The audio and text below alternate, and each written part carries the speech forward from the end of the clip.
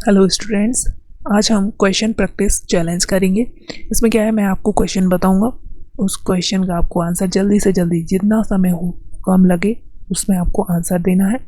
Answer देने के बाद आपको मैं उसका एक्सप्लेनेशन भी बताऊंगा और इसका क्या सॉल्यूशन है और उसके एग्जांपल्स से रिलेटेड जो भी थ्योरी होगी वो हम यहीं कवर कर लेंगे। ठीक है, तो यहाँ पर ये सेशन बहुत इफेक्टिव रहने वाला है। तो चलिए स्टार्ट करें अपना क्वेश्चन चैलेंज। तो ये रहा फर्स्ट क्वेश्चन आपके सामने।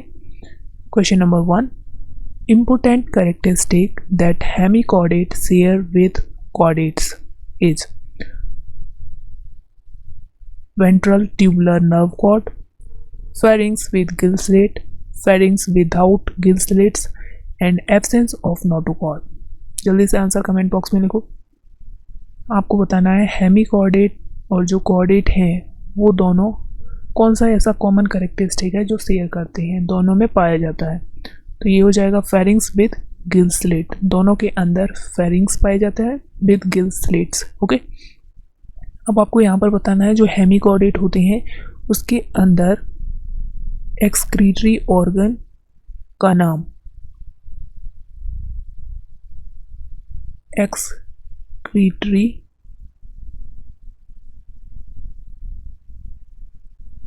एक्सक्रीटरी ऑर्गन का नाम, जो हेमिकॉर्डेट होते हैं उनके अंदर एक्सक्रीटरी ऑर्गन क्या होता है, जल्दी बताओ।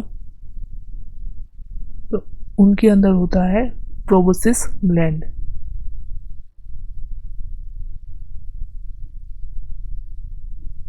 प्रोबोसिस ग्लैंड, ठीक है, ये किस तरह से काम करता है, एक्सक्रीटरी ऑर्गन की तरह से काम करता है। हेमिकॉर्डेट को दूसरा क्या बोलते हैं, इनका दूसरा क्या नाम होता है, ये होते हैं worm like marine animal. Worm like marine, ठीक है, वॉर्म लाइक मरीन एनिमल्स होते हैं ये एनिमल्स। वहीं हम कॉर्डेट के बारे में अगर बात करें तो कॉर्डेट जो होते हैं उनके अंदर नोटोकॉर्ड जो होती है प्रेजेंट होती है या एब्सेंट। कॉर्डेट के अंदर नोटोकॉर्ड जो होती है प्रेजेंट होगी या फिर एब्सेंट, जल्दी बताओ। तो जो कॉर्डेट होंगे उनके अंदर नोटोकॉर्ड जो होगी प्रेजेंट होगी। कॉर्डेट के अंदर हार्ट वेंट्रल होता है या डॉर्सल। कॉर्डेट के अंदर जो हार्ट होता है वो कैसा होता है, वेंट्रल होता है या फिर डॉर्सल। मैंने यहाँ पर कॉर्डेट के बारे में पूछा है, ठीक है। तो कॉर्डेट्स के अंदर जो हार्ट होता है वो होता है वेंट्रल हार्ट होता है, नोटोकॉर्ड प्रेजेंट होती है, ठीक। तो यहाँ पर हमने 2-3 पॉइंट कवर कर लिए। हेमिकॉर्डेट के अंदर एक्सक्रीटरी ऑर्गन जो होता है प्रोबोसिस ग्लैंड होता है। हेमिकॉर्डेट को वॉर्म लाइक मराइन एनिमल्स भी बोलते हैं। वहीं कॉर्डेट में हमने देखा कि कॉर्डेट में नोटोकॉर्ड जो होती है प्रेजेंट होती है, हार्ट जो होता है इनका वेंट्रल होता है, ठीक है। और हेमिकॉर्डेट और कॉर्डेट दोनों शेयर करते हैं एक कॉमन कैरेक्टर जो होता है फेरिंग्स विद गिल स्लिट, ठीक है। तो next question, question number 2, how many matching are correct.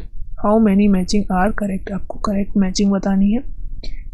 East, bread and beer, penicillium, antibiotics. Yeast जो है वो यूनिसेलुलर फंगाई है, ईस्ट मल्टीसेलुलर फंगाई है या फिर माइकोराइजा जो है सिम्बायोसिस शो करता है, जल्दी बताओ इसका आंसर। यहाँ पर आपको हाउ मैनी इनकरेक्ट, गलत जो है उन्हें बताना है। तो देखो, पहला जो ईस्ट है वो ब्रेड एंड बियर बनाने में होता है, सैक्रोमाइसिस सेरेविसिस का यूज़। पेंसिलियम जो है एंटीबायोटिक है, फर्स्ट एंटीबायोटिक है ये। ईस्ट यूनिसेलुलर फंगाई होती है, सही बात है। ईस्ट मल्टीसेलुलर तो गलत हो गया। माइकोराइजा सिम्बायोसिस होता है, मतलब सिम्बायोटिक एसोसिएशन दिखाते हैं, ठीक। तो यहाँ पर इनकरेक्ट स्टेटमेंट कितना हो गया, 1। तो हमारा आंसर तो 4 है। लेकिन अब यहाँ से हम कुछ और भी सीख लेते हैं। तो देखो, फर्स्ट एंटीबायोटिक्स आपको बताना है, जो फर्स्ट एंटीबायोटिक पेंसिलिन किसने बनाई थी। फर्स्ट एंटीबायोटिक्स जो थी वो किसने बनाई थी, तो वो थे अलेक्जेंडर फ्लेमिंग। ठीक है। ईस्ट जो होता है यूनिसेलुलर फंगाई होता है। ये बता दो ये फंगाई की कौन सी क्लास से बिलोंग करता है, क्लास इसकी कौन सी क्लास से बिलोंग करता है। तो ईस्ट जो होता है वो एस्कोमाइसीटीज, एस्कोमाइसीटीज, ठीक है। एस्कोमाइसीटीज फंगल क्लास एस्कोमाइसीटीज से बिलोंग करता है। अब आपको बताना है कि एस्कोमाइसीटीज का कॉमन नेम क्या है। कॉमनली हम इसे कॉमन नेम क्या है, कॉमनली हम इसे किससे नाम से जानते हैं, तो इसको हम सैक फंगाई के नाम से जानते हैं, सैक फंगाई के नाम से जानते हैं, ठीक है। यूनिसेलुलर फंगाई ईस्ट होता है, एस्कोमाइसीटीज का मेंबर है, इसे एस्कोमाइसीटीज को हम सैक फंगाई के नाम से जानते हैं, ठीक है। वहीं माइकोराइजा के बारे में बात कर लेते हैं कुछ। माइकोराइजा किस किस के बीच में रिलेशन होता है, तो ये रिलेशन होता है fungi plus root of higher plant, root of higher plant, higher plant की रूट और फंगाई के बीच में एक एसोसिएशन होता है, इसे सिम्बायोटिक एसोसिएशन बोलते हैं, ठीक है। अब ये किस प्लांट में देखने को मिला है, तो ये पाइनस के अंदर, ठीक है, पाइनस के अंदर, जल्दी बताया करो आंसर, पाइनस के अंदर देखने को मिला है।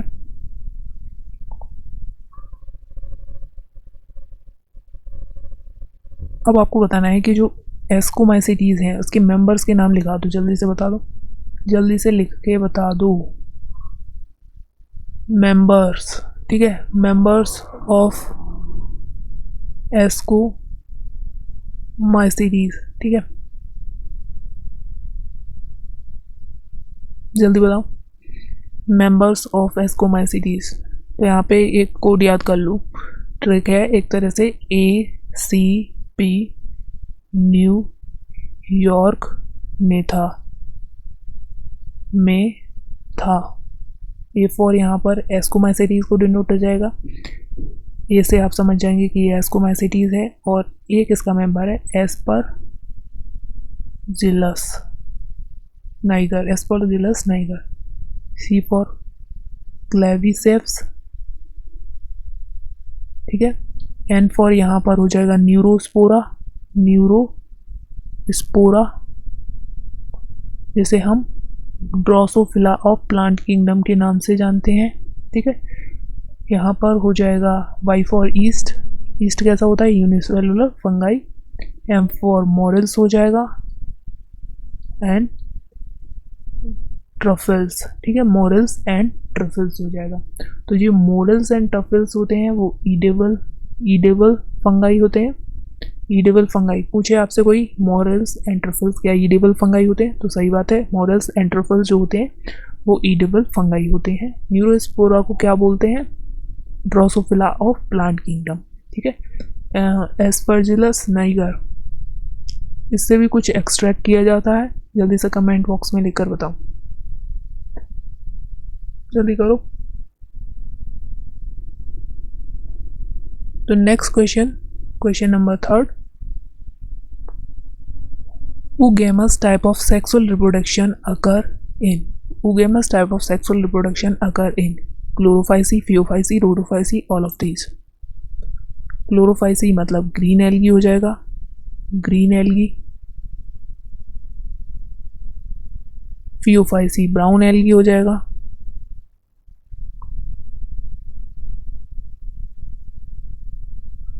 और Rhodophyceae रेड एल्गी। तो आपको बताना है सेक्सुअल रिप्रोडक्शन का टाइप ओगेमस किस में मिलता है, तो क्लोरोफाइसी, फियोफाइसी, रोडोफाइसी, तो इन सभी में मिलता है, तो ऑप्शन ऑल ऑफ दीज हो जाएगा, ठीक है।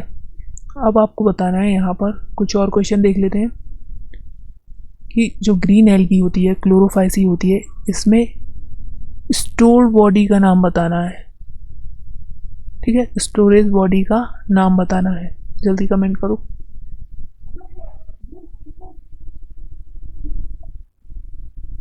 ग्रीन एल्गी के अंदर स्टोर बॉडी, तो ग्रीन एल्गी के अंदर स्टोर बॉडी हो जाएगी पायरिनोइड।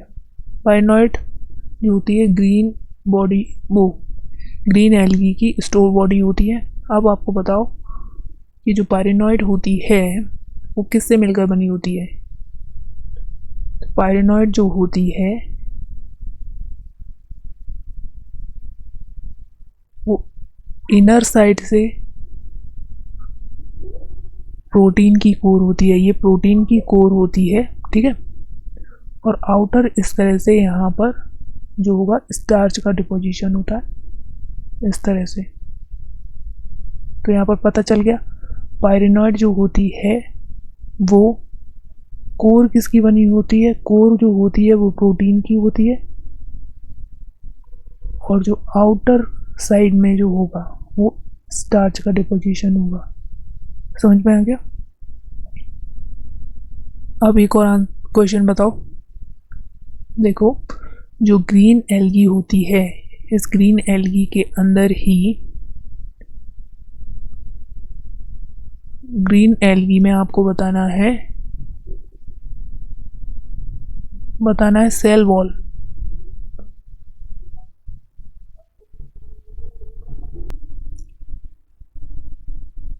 एक मिनट। तो ये जो ग्रीन एल्गी होती है उसकी सेल वॉल जो होती है वो किसकी बनी हुई होती है? तो ग्रीन एल्गी की सेल वॉल जो होती है, इनर लेयर तो होगी वो सेलुलोजिक होगी, सेलुलोजिक, एंड आउटर जो होगी, आउटर वो किसकी बनी हुई होगी? पैक्टोज, पैक्टोज। तो यहाँ पर आप याद कर सकते हैं आईसी, कंप्यूटर वगैरह में और मोबाइल्स वगैरह में आईसी चिप्स होती है ना, आईसी की चिप पड़ती है, तो यहाँ से आप याद रख सकते हो इनर सेलुलोजिक होगी, आउटर पैक्टोज की अपने आप हो जाएगी। जब इनर याद है तो बाहर की तो अपने आप से याद हो जाएगी, ठीक है। अब आपको ये बताना है जो पायरेनॉइड होती है, स्टोर बॉडी होती है क्लोरोफाइसी के अंदर, वो कहाँ स्थित होती है, कहाँ पर प्रेजेंट होती है? तो ये होती है इन क्लोरोप्लास्ट, ठीक है, लोकेटेड होती है क्लोरोप्लास्ट में। अब वही ये ब्राउन एल्गी फियोफाइसी, इसके अंदर भी आप स्टोर फूड बताओ। जो ब्राउन एल्गी होती है उसके अंदर स्टोर फूड किसकी फॉर्म में होता है? तो इसके अंदर स्टोर फूड जो होता है वो मैनिटोल होता है, लेमिनेरियन,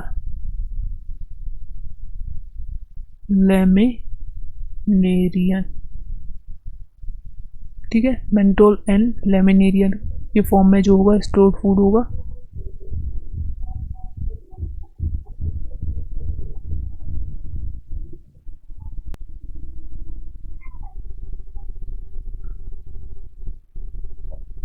ठीक है। अब नेक्स्ट आपको बताना है बच्चों, ये जो ब्राउन एल्गी होती है उसके अंदर पिगमेंट्स के नेम बताओ जल्दी जल्दी, क्या क्या पिगमेंट्स जो होते हैं इसमें प्रेजेंट होते हैं? तो इसके अंदर जो है वो क्लोरोफिल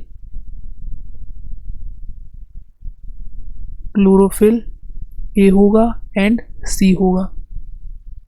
और जो ग्रीन एल्गी थी इसके अंदर क्या प्रेजेंट होगा? यहाँ पर देखो, जो ग्रीन एल्गी है इसके अंदर जो होगा क्लोरोफिल ए भी होगा and B, A and B होगा। यहाँ पर chlorophyll A and C chlorophyll होगा।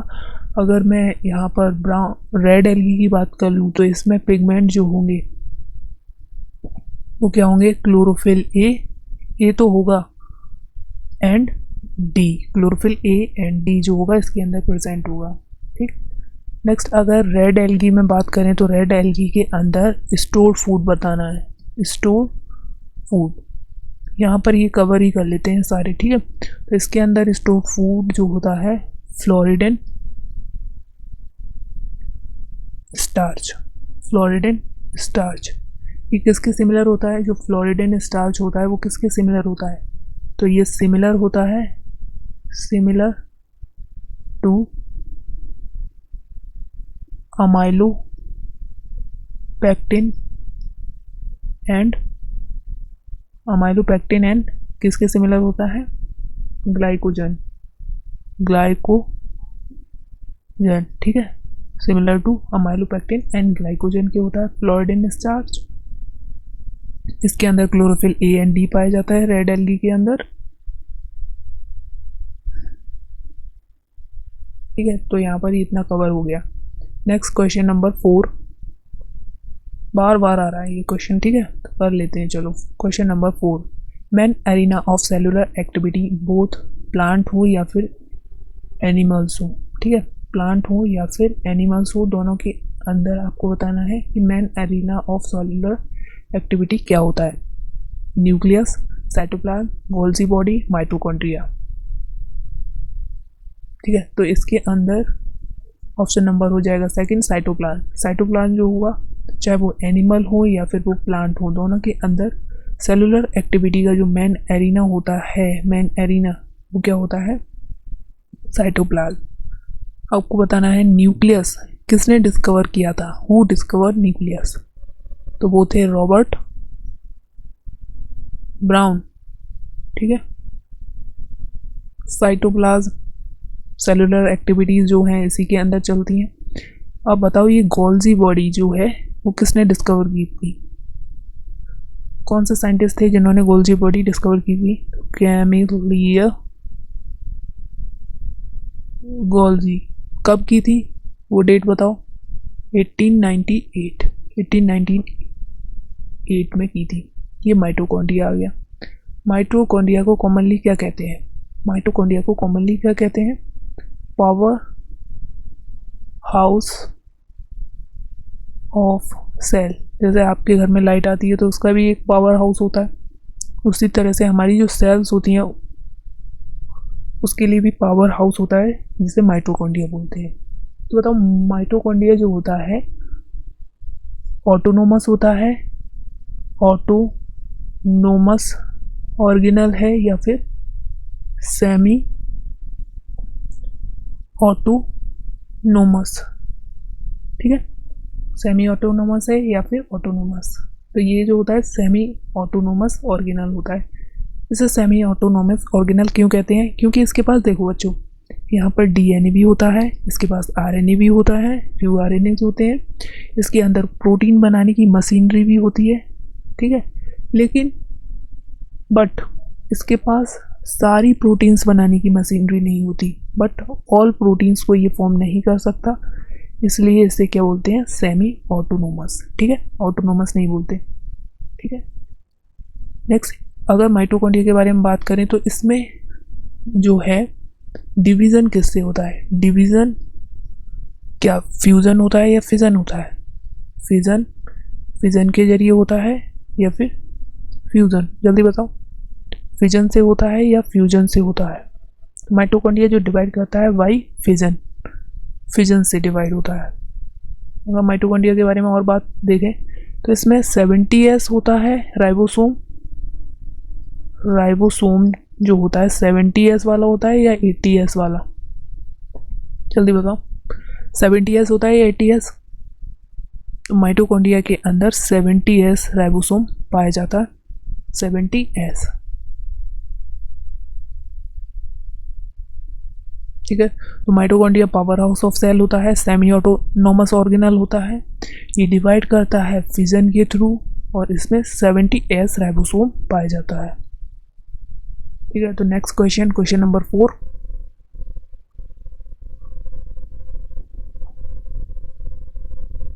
क्वेश्चन नंबर 5 आपको बताना है which organelles are common in both prokaryote as well as eukaryotes.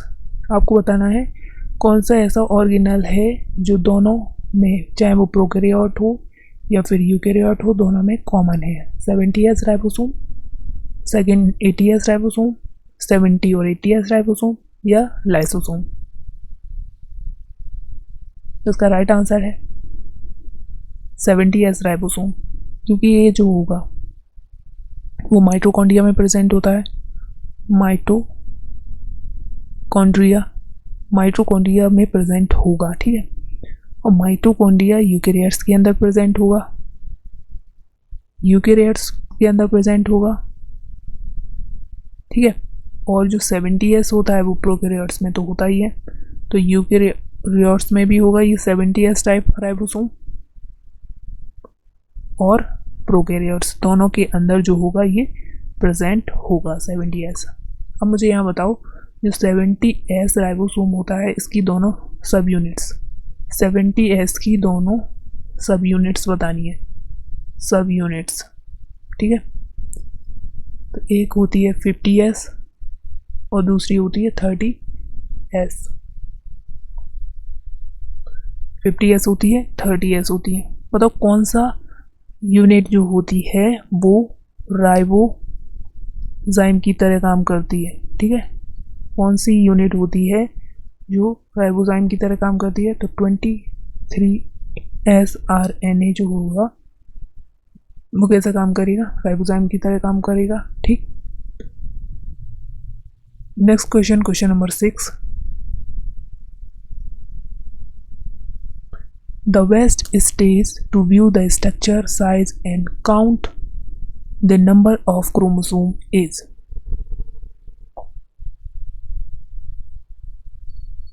कौन सी स्ट्रक्चर स्टेज होगी जिसमें हम स्ट्रक्चर, साइज, काउंट सबको इजीली देख सकते हैं? मेटाफेज, लेट प्रोफेज, टीलोफेज या फिर इंटरफेज? ठीक है, तो ये होगा मेटाफेज, क्योंकि मेटाफेज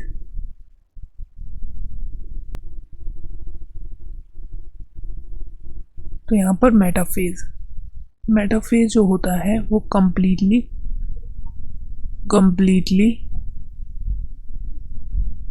डिसइंटीग्रेशन,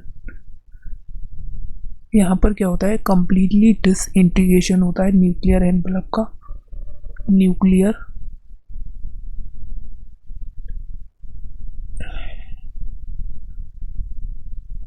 ठीक है, यहाँ पर क्या होता है?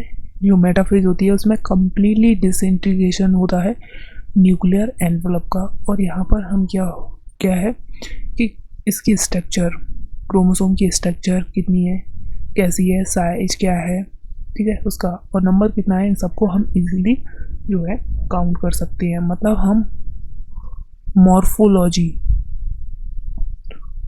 Morphology of chromosome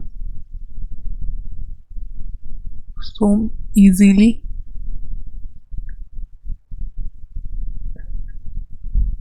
study.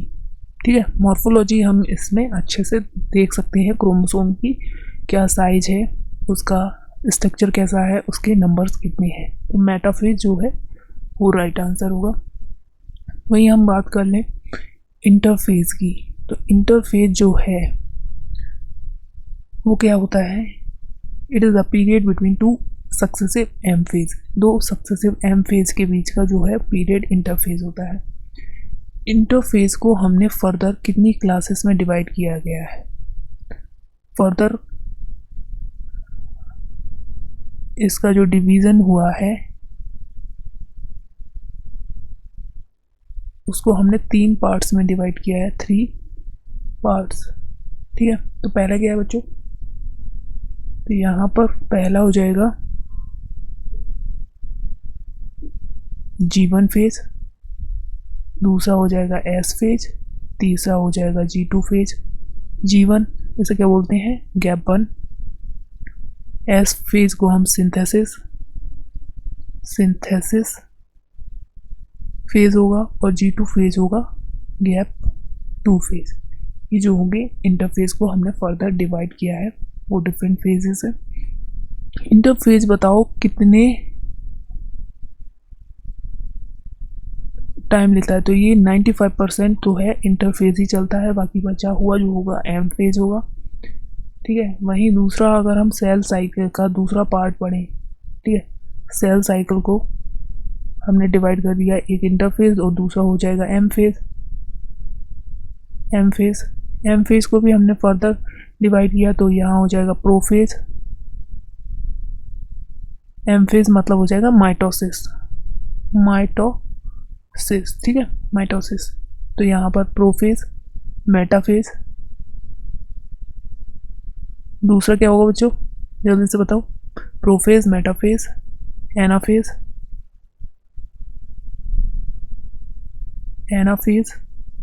और नेक्स्ट क्या हो जाएगा? Telophase. Prophase, metaphase, anaphase, telophase, M phase को डिवाइड किया है। तो यहाँ पर मेटाफेज की बात की गई है। मेटाफेज में क्या होगा?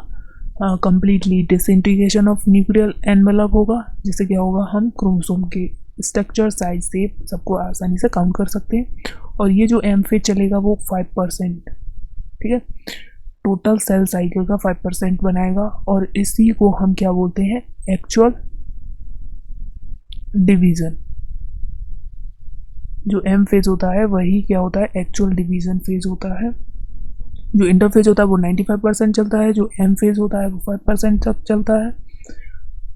यहाँ पर चलो एक और क्वेश्चन बताओ, ईस्ट के अंदर सेल साइकिल का समय, ईस्ट के अंदर सेल साइकिल का समय बताओ कितने मिनट में कंप्लीट हो जाता है। तो ये हो जाएगा 90 मिनट।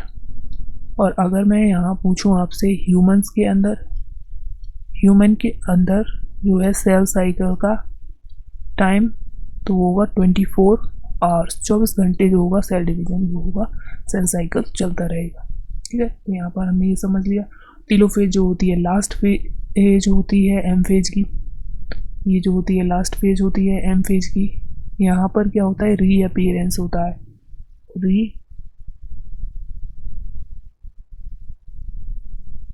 ठीक है, रीअपीयरेंस होता है किसका, गोल्जी बॉडी का।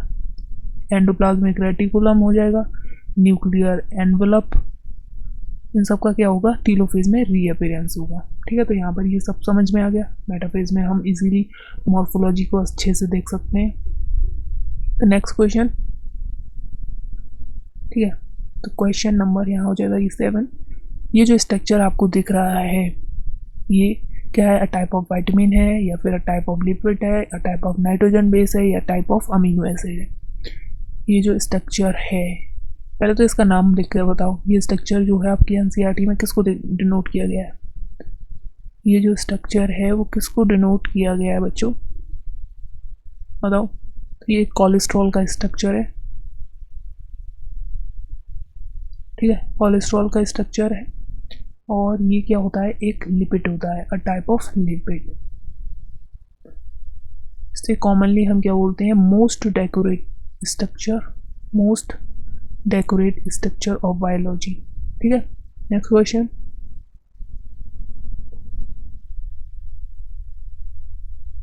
Which one of the following is incorrect match. आपको बताना है कौन सा इनकरेक्ट मैच है, गलत मैच है। साइनेप्सिस, सिनेप्टोनीमियल कॉम्प्लेक्स, याजमा एक्स सी से बॉडी, ये सी से स्ट्रक्चर है। एनाफेज 1 होमोलोगस क्रोमोसोम सेपरेट होते हैं। एनाफेज सेकंड में स्प्लिटिंग ऑफ सेंट्रोमियर। जल्दी से इसका आंसर बताओ, यहाँ पर आपको इनकरेक्ट वन पूछना है, ठीक है, इनकरेक्ट वन बताना है। तो साइनेप्सिस, सिनेप्टोनीमियल कॉम्प्लेक्स, सही बात है। क्याजमेटा जो होता है वो सी शेप नहीं होता, एक्स शेप होता है। कैसा होता है, एक्स शेप बॉडी होती है, एक्स शेप स्ट्रक्चर होती है। वहीं एनाफेज 1 में होमोलोगस क्रोमोसोम सेपरेट होते हैं, एनाफेज सेकंड में स्प्लिटिंग ऑफ सेंट्रोमियर होता है। ठीक है, तो यहाँ पर कुछ और क्वेश्चन देख लेते हैं। जो सिनेप्टोनीमियल कॉम्प्लेक्स होता है वो किस स्टेज में बनता है, ठीक है, मियोसिस की प्रोफेज फर्स्ट की सब स्टेज का नाम बताओ जिसमें सिनेप्टोनीमियल कॉम्प्लेक्स का फॉर्मेशन होता है। ठीक है, तो वो स्टेज है जाइगोटिन। ठीक है, मियोसिस की प्रोफेज फर्स्ट का जाइगोटिन स्टेज जो है उसके अंदर सिनेप्टोनीमियल कॉम्प्लेक्स का फॉर्मेशन होता है। यहाँ पर 2 होमोलोगस क्रोमोसोम होते हैं, होमोलोगस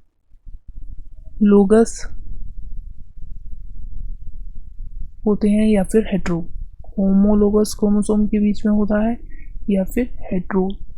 ठीक है, तो ये जो होता है होमोलोगस क्रोमोसोम के बीच में जो होता है सिनेप्टोनीमियल कॉम्प्लेक्स का फॉर्मेशन होता है। आप बताओ ये एक्स शेप बॉडी ये कहाँ बनती है, ये किस सब स्टेज पर बनती है, प्रोफेज फर्स्ट की कौन सी सब स्टेज है जहाँ पर एक्स शेप बॉडी जो है क्याज्मा का फॉर्मेशन होता है।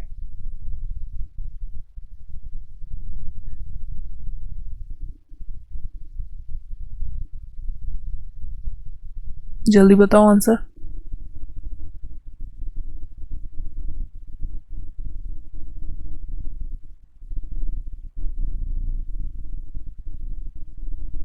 तो स्टेज है डिप्लोटिन, ठीक है। तो क्या स्टेज है? डिप्लोटिन।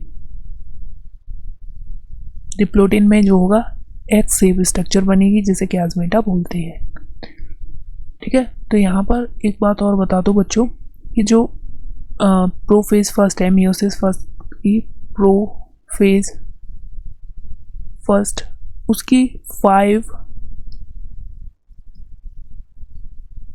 सब फेज है। उन 5 सब फेज के नाम लिखो जल्दी से। उन 5 सब फेज के नाम लिखो। 1 लता जरा पानी दे दो। 1 2 हो गया, 3 4 एंड 5। तो यहाँ पे ट्रिक है। ट्रिक क्या है बच्चों? इसकी ट्रिक है लता जरा पानी दे दो। लता फॉर क्या हो जाएगा? लैप्टोटिन।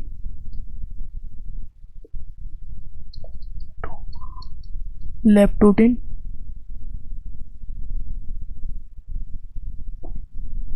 Z4 हो जाएगा जाइगोटिन। P for pachytene.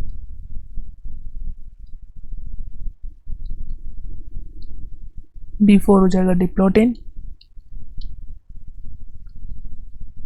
और यहाँ पर next D for diakinesis. Diakinesis तो leptotene, zygotene, pachytene, diplotene and diakinesis, ये 5 सब फेज हो गई प्रोफेज फर्स्ट की, ठीक है। तो देखो यहाँ पर जो बताया था, यहाँ पर सिनेप्टोनोमियल कॉम्प्लेक्स बनेगा। पैकेटिन में क्या होगा? पैकेटिन में क्या होगा आपको बताना है। जो पैकेटिन स्टेज है यहाँ पर क्या होने वाला है? तो यहाँ पर रिकॉम्बिनेशन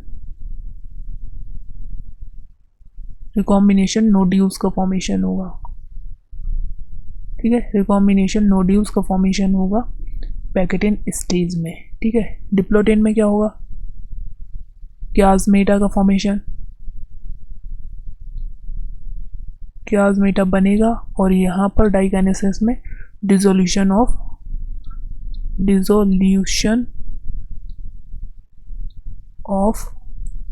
क्याजमेटा, डिसोल्यूशन ऑफ क्याजमेटा हो जाएगा। तो ये 5 स्टेज थी, लैप्टोटिन, जाइगोटिन, पैकेटिन, डिप्लोटिन, डाइकाइनेसिस। इसमें क्या क्या होता है वो यहाँ पर एक थोड़ा सा छोटा सा डिस्कशन देख लिया। तो यहाँ पर इनकरेक्ट ऑप्शन क्या था? ऑप्शन नंबर 2 क्याज में जो सी शेप नहीं एक्स शेप स्ट्रक्चर होती है और डिप्लोटिन में बनती है। नेक्स्ट, हाउ मैनी, यहाँ पर पूछ रहा है how many matchings are correct with reference to R Q. R Q क्या हो जाएगा? रेस्पिरेटरी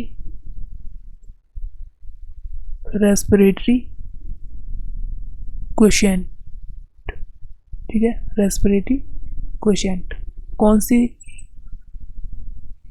मैचिंग जो है वो करेक्ट मैच है? तो ग्लूकोज 1 आर की वैल्यू होती है, ट्राइपामेटिन की 0.17, मैलिक एसिड की मोर देन 1, एल्कोहलिक फर्मेंटेशन की इनफाइनाइट। जल्दी बताओ इसका आंसर कौन से सही है। यहाँ पर आपको करेक्ट चूज करना है।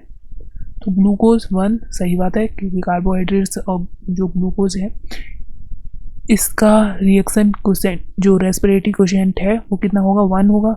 पामेटिन जो है वो क्या है? एक फैटी एसिड है। फैटी एसिड हो या फिर कोई फैट हो, ठीक है। तो इसका जो होगा लेस देन 1 होता है, लेस देन 1। तो ये मैच ही नहीं कर, तो ये होती है 0.7। अब ये सही है, ठीक है। मैलिक एसिड, तो यहाँ पर ये भी गलत हो गया। पहला सही था, दूसरा गलत था। मैलिक एसिड मोर देन 1 सही बात है, ये सही बात है। एल्कोहलिक फर्मेंटेशन इन्फिनिटी होता है, ये भी सही बात है। तो ये सही, ये सही। तो 1 2 एंड 3 हमसे करेक्ट पूछा है, 1 2 एंड 3 राइट हो जाएगा। तो ये जो रेस्पिरेटरी क्वोशेंट के बारे में कुछ देख लेते हैं। तो ये रेस्पिरेटरी जो क्वोशेंट होता है वो क्या होता है? तो रेस्पिरेटरी क्वोशेंट RQ जो होता है volume of CO2 evolve, volume of CO2 evolve divided by volume of O2 consume, कितना CO2 जो है इवॉल्व हुआ डिवाइडेड बाय कितना ऑक्सीजन जो है कंज्यूम किया, ठीक है, किसी भी सबस्ट्रेट ने, तो उसको हम बोलेंगे रिएक्शन क्वेश्चन, ठीक है। तो यहाँ पर कुछ और रिएक्शन क्वेश्चन बताओ। प्रोटीन्स के लिए कितना होता है, प्रोटीन के लिए RQ वैल्यू कितनी होती है, प्रोटीन्स के लिए RQ वैल्यू 0.9, ठीक है। और फैट्स के लिए या फैटी एसिड के लिए, या बोल दें हम फैटी एसिड, इसके लिए कितनी होगी, <1 होगी, 1 से कम होगी। कार्बोहाइड्रेट,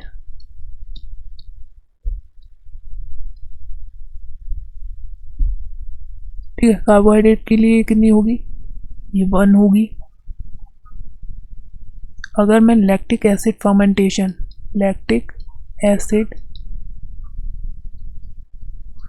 फर्मेंटेशन की अगर मैं बात करूं तो ये वैल्यू कितनी रहने वाली है, RQ वैल्यू कितनी होगी, 0, ठीक है, 0 हो जाएगी। और एल्कोहलिक फर्मेंटेशन के लिए तो ये इनफाइनाइट होगी।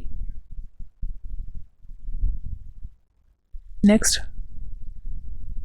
Question number 10, which of the following is bacterial disease, आपको यहाँ बताना है बैक्टीरियल डिजीज कौन सी है। White rust of crucifer, earlier blight of potato, citrus canker and black rust of wheat.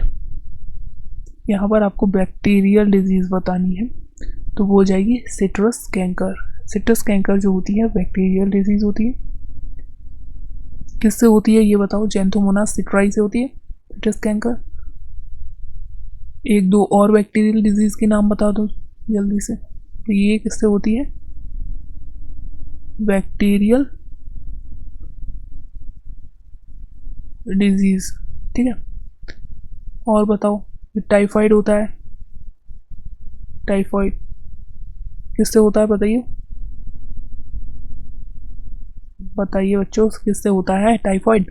तो सैल्मोनेला टाइफी से होता है। दूसरा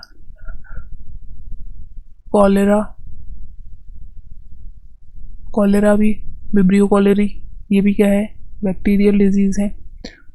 अर्लियर ब्लाइट ऑफ पोटैटो ये किससे होती है, जल्दी से कमेंट में लिखो, अर्लियर ब्लाइट ऑफ पोटैटो किससे होती है। तो ये होती है अल्टरनेरिया, ठीक है, Alternaria, earlier blight of potato.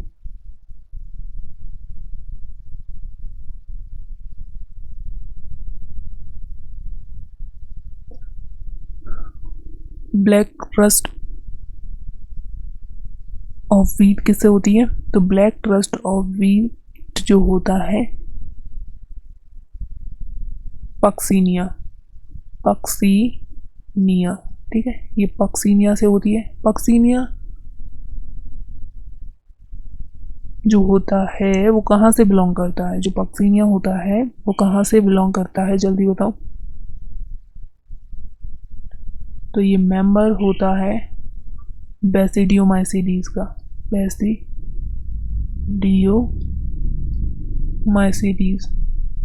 बेसिडियोमाइसीडीज का मेंबर होता है पक्सीनिया, जो white black rust of wheat करता है।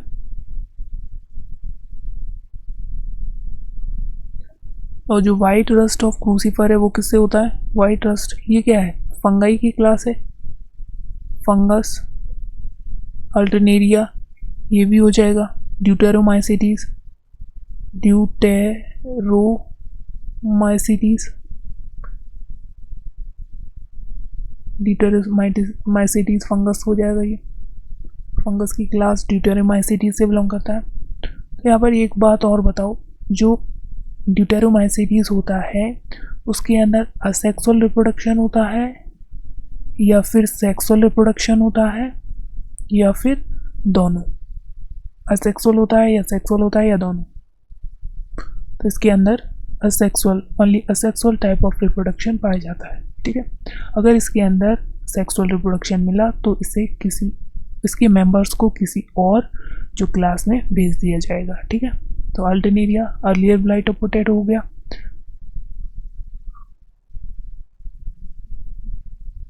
वाइट रस्ट ऑफ क्रूसीफर जो है वो किससे होता है? वाइट रस्ट ऑफ क्रूसीफर जो होता है वो एल्विगो।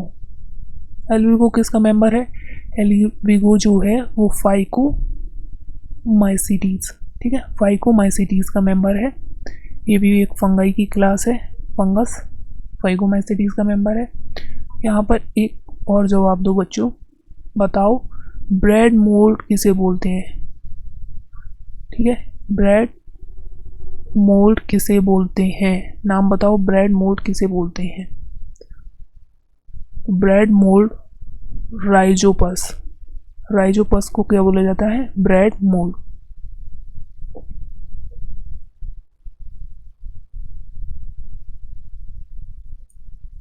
चलिए next 11, fungal cell wall is composed of, जो फंगाई होती है उसकी सेल वॉल जो है वो किससे मिलकर बनी हुई होती है? Cell wall, chitin and polysaccharide, cellulose and polysaccharide, non cellulosic, both 1 and 3। तो देखो फंगाई की cell wall chitin and polysaccharide की बनी होती है, सही बात है। सेलुलोज एंड पॉलीसैकेराइड गलत। नॉन सेलुलोजिक होती है, सही बात, सेलुलोज से बनी नहीं होती। तो बोथ 1 and 3, तो ये भी सही बात हो गई। तो ऑप्शन नंबर हमारा 4 जाएगा, सेलुलोज की बनी हुई नहीं होती है, सही बात है, तो ये भी होगा।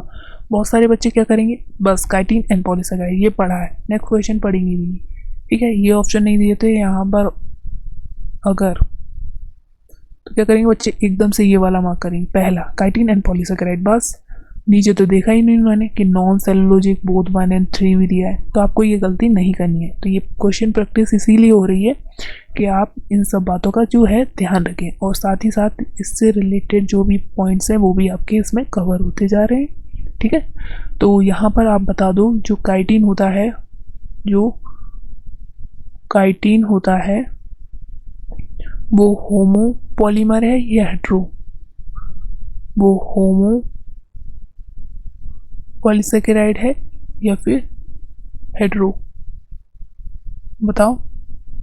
तो काइटिन जो होता है वो होमो पॉलीसैकेराइड होता है, ठीक, होमो। अब हम पूछ रहे हैं आपसे बच्चों कि जो काइटिन होता है वो किसका पॉलीमर है? जो काइटिन होता है वो किसका पॉलीमर है? तो वो होता है NAG, नाक का। नाक मतलब N एसिटाइल गैलेक्टोज, ठीक है, N glucosamine, N acetyl glucosamine, ठीक है, ग्लूकोसामीन का होता है, नाक का पॉलीमर होता है। अब यहाँ पर बता दो कि जो काइटिन होता है वो किसके एक्सोस्केलेटन में पाया जाता है? एक्सोस्केलेटन। काइटिन जो होता है किस फाइलम के एक्सोस्केलेटन में पाया जाता है? तो ये हो जाएगा आर्थ्रोपोडा। आर्थ्रोपोडा के एक्सोस्केलेटन में जो है काइटिन पाया जाता है, उनका भी एक्सोस्केलेटन जो होता है वो काइटिन का बना हुआ होता है, ठीक। Next, which of the following statement are incorrect? यहाँ पर दिया है incorrect with reference to plant hormone. Plant hormone के संदर्भ में कौन सा जो स्टेटमेंट है वो रॉन्ग है? Decapitation widely applied in tea plantation, 2,4-D is used as herbicide, auxin also controls xylem differentiation, 2,4-D is a type of gibberellin। जल्दी बताओ इसका आंसर, बहुत सारा है, इनकरेक्ट ढूंढना है। तो decapitation widely applied in the plantation, सही बात है। 2,4-D यूज्ड एज हर्बिसाइड, सही है। Auxin also control xylem differentiation, सही बात है। 2,4-D is a type of gibberellin, बिल्कुल गलत। हमारा आंसर तो मिल गया आंसर नंबर 4। ये 2,4-D जिब्रेलिन का नहीं, ऑक्सिन का टाइप है। This is a type of auxin.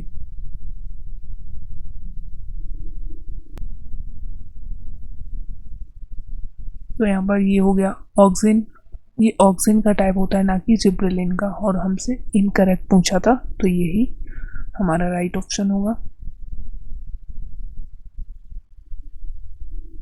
Next, photochemical phase does not include, जो फोटोकेमिकल फेज होती है वो इंक्लूड नहीं करती light absorption, water splitting and oxygen release, ATP NADPH formation, O2 fixation. जल्दी बताओ इसका आंसर। ये बताओ जो फोटोकेमिकल फेज है उसका दूसरा नाम क्या है? तो अपने आप से आप समझ जाओगे। जो फोटोकेमिकल फेज लिखा है उसका दूसरा नाम होता है लाइट रिएक्शन। ये जो होती है लाइट रिएक्शन ही होती है जिसको हम फोटोकेमिकल फेज बोलते हैं। डज नॉट इंक्लूड, तो लाइट रिएक्शन में क्या नहीं होता? लाइट का एब्जॉर्प्शन होता है, water splitting and oxygen release होता है, ATP NADPH फॉर्मेशन होता है, O2 फिक्सेशन जो होता है इसका पार्ट नहीं होता। तो हमारा आंसर तो मिल गया ये फोर्थ।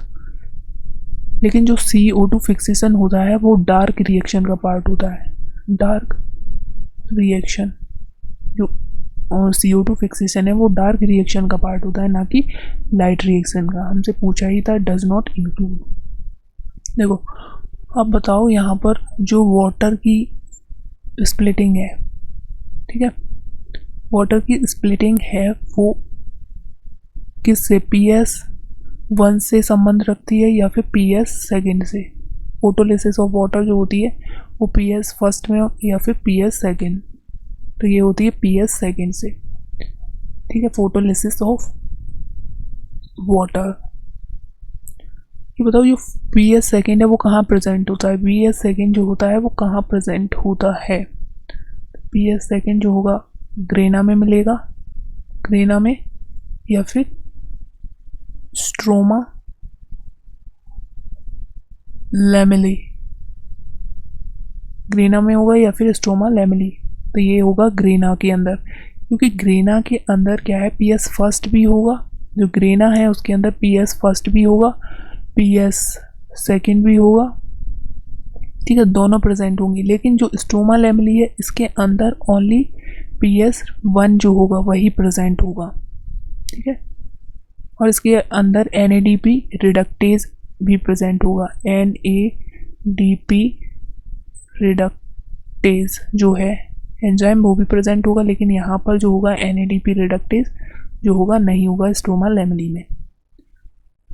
फिर ATP एंड NADPH फॉर्मेशन। तो बच्चों ये जो होते हैं लाइट रिएक्शन के प्रोडक्ट्स होते हैं, प्रोडक्ट ऑफ लाइट रिएक्शन। आपको बताना है कि लाइट रिएक्शन में बाई प्रोडक्ट क्या होता है? बाई प्रोडक्ट, ठीक है, बाई प्रोडक्ट क्या होता है? तो लाइट रिएक्शन में बाई प्रोडक्ट O2 होता है। ऑक्सीजन जो रिलीज होती है वो बाई प्रोडक्ट की फॉर्म में होती है। तो डार्क रिएक्शन को डार्क रिएक्शन क्यों बोला जाता है? डार्क रिएक्शन को डार्क रिएक्शन क्यों बोला जाता है? क्या ये डार्क में होती है, दिन में नहीं चलती? तो नहीं, तो ये जो डार्क रिएक्शन होती है इसलिए बोला जाता है क्योंकि ये इनडायरेक्टली लाइट के प्रोडक्ट्स पर डिपेंड करती है। ये जो होती है डिपेंड करती है products of light reaction. Light reaction के जो प्रोडक्ट हैं ATP एंड NADP उनके प्रोडक्ट्स पर डिपेंड होती है, इनडायरेक्टली है, मतलब लाइट पर डायरेक्ट डिपेंड नहीं कर रही है, इसलिए इसका नाम डार्क रिएक्शन रखा गया है, ठीक है। तो चलते हैं अपने नेक्स्ट क्वेश्चन पर। The correct sequence of flow of electrons in the light reaction। Light reaction जो है फोटोकेमिकल फेज होती है। फोटो पीछे ही हमने देखा था फोटोकेमिकल फेज, ठीक है, फोटोकेमिकल फेज मतलब लाइट रिएक्शन। लाइट रिएक्शन के अंदर इलेक्ट्रॉन का जो फ्लो है उसका सीक्वेंस बताना है आपको। PS सेकेंड से प्लास्टोक्विनोन, प्लास्टोक्विनोन से साइटोक्रोम, साइटोक्रोम से PS1 एंड देन फेरोडॉक्सिन। सेकेंड बोल रहा है PS1 से प्लास्टोक्विनोन, साइटोक्रोम, साइटोक्रोम से PS सेकेंड, फिर फेरोडॉक्सिन पे जाता है PS1 ferredoxin PS second, PS1 cytochrome, plastoquinone, PS second and ferredoxin. जल्दी बताओ इसका राइट आंसर। ये जो इलेक्ट्रॉन का फ्लो है वो कहाँ से कहाँ पर होता है? जल्दी बताओ। तो राइट आंसर है 1 पी एस सेकेंड से प्लास्टोकिनन से साइटोक्रोम से जाएगा PS1 फोटोसिस्टम 1 के पास, फिर 1 से फेरेडॉक्सिन जाएगा। ठीक है, तो यहाँ पर देखो ये होगा आपका PS सेकेंड, ये होगा PS सेकेंड। PS सेकेंड से इलेक्ट्रॉन जो जाएगा वो कहाँ जाएगा, प्राइमरी इलेक्ट्रॉन एक्सेप्टर के पास। ठीक है, प्राइमरी इलेक्ट्रॉन एक्सेप्टर के पास जाएगा ये, प्राइमरी इलेक्ट्रॉन एक्सेप्टर। वहाँ से ये कहाँ, क्या बोलेंगे इसे, प्लास्टोकिनोन,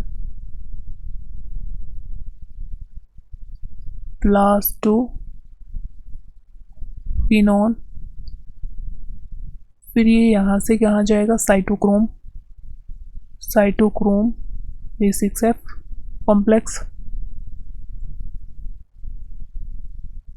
ठीक है, यहाँ से ये कहाँ जाने वाला है, प्लास्टोसाइनिन, यहाँ पर एक स्टेप नहीं दिया। ठीक है,